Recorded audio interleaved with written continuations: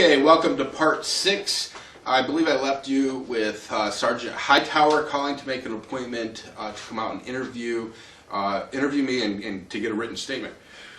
Now, obviously I was not at all happy with the fact that basically a co-worker of Charles Garland, Super Trooper, was going to come out to see me.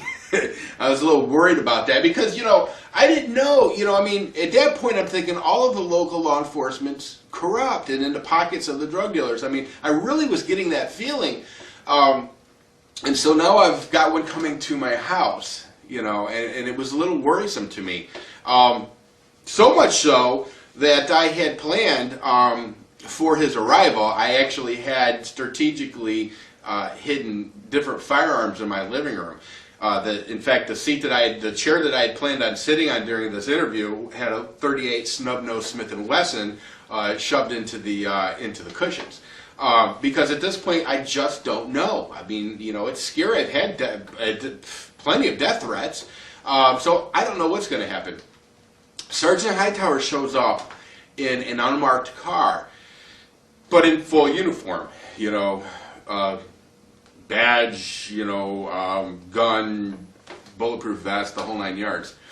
And he is an imposing figure. Hightower was a perfect name for this guy because he was at least 6'6". I mean, he was a mountain of a man. And he comes up, and he'd have a swagger about him. He comes up and introduces himself as Sergeant Hightower. Doesn't offer his hand to me, but I did offer my hand to him, and he did shake it, so I was happy about that. And I said to him, I said, well, come on in and have a seat. And he came in, but he wouldn't sit down. He wanted to stand, which seemed kind of weird, but, whatever. I needed to sit because that's where I had my .38. So I sat down, and he said, what's going on? And I told him the story, just like, for the most part, you've heard. And he looks at me after I had told him the story, and he says, that just doesn't sound like Charles Garland to me. Now, here's a guy who was supposedly coming over to take a written statement, and an interview, and he's now defending Super Trooper, which worried me. I mean, that really did worry me, because I wasn't in here to argue with Sergeant Hightower about Charles Garland. I was just telling my side of the story, hoping that Internal Affairs would do their thing. But I was getting a little worried. So he hands me this blank piece of paper and a pencil. I've always been leery about writing out, written statements, official written statements with a pencil. But I'd known that I had emailed them, my statement anyway, so I wasn't all that concerned about it. But I found it kind of ironic that they would hand me a pencil to do that. So, because, pencils can be erased, but it is what it is. So I wrote out my statement, I handed it to him. He was not pleasant. He wasn't unpleasant, but he was just very, I don't know, it was bizarre. It was a bizarre meeting. And then he headed for the door. I mean, there wasn't no pleasantries. There were no, have a good days. There were none of that. He basically said, I will get this statement to Major Frazier in the morning. And I said, well, all right. And that was the end of that. But, when I seen those taillights leaving the holler, I was actually relieved. Now, my logger, Jerry, comes over later that day, and he says, look, something's got to give. We can't get this road did. We're done, as we say up north. He said, we can't get this road did, and we're losing money. He said, I'm losing, my boy's got to work. I've got to work. I've got to put food on the table, and if I'm not hauling trees out of here, I'm hurting. And I said, well, look, Jerry, I said, I understand. I said, I need this project to move forward. Every day that this project's stalled, I'm losing money. He said, well, don't you think it might be time to swallow a little pride? I said, yeah. I said, I think you may be right. I said, what do you have in mind? He said, listen. He goes, why don't you put the word out around here that I'm not looking to destroy anybody's gardens. If they let us know in advance where not to cut until September, which September is harvest time for the Baccy in the hills. he said, if they let us know ahead of time, we will avoid certain areas until September. I said, okay, I'll get that word out. So the first thing that I needed to do was to, once Jerry left, was to get on my four-wheeler and head up into the mountains, hope to run into the boys from Briar Hill, which I did. And these are the guys that I had talked to on top of the mountain before. And but I knew it's a very small community and everybody talks, and I knew if I let them know that it would get out. And I said to them, I said, look, I'm not here trying to fight a one-man war on drugs. I said, I know I'll lose that.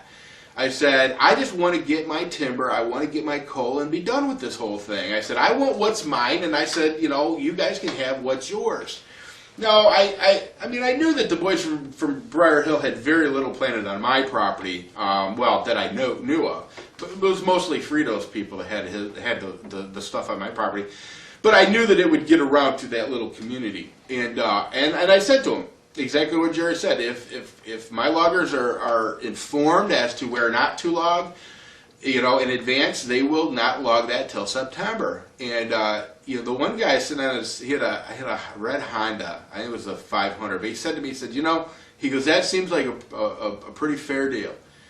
And I said, well, I think so. You know, what more can I do?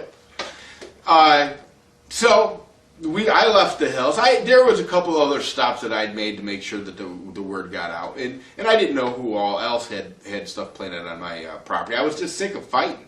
I needed my project to go forward, so I didn't notice any major change because, you know, old Charles Garland was still not allowing gravel trucks to come into the holler. And no gravel trucks means no gravel on the road. No gravel on the road means we ain't hauling any trees out. But at that point, I did tell Jerry, I said, why don't you just start cutting? I said, start cutting and just stack up, and that way your boys are working. I said, and then that way, you know, once the road can be finished, then you guys can just start hauling logs out.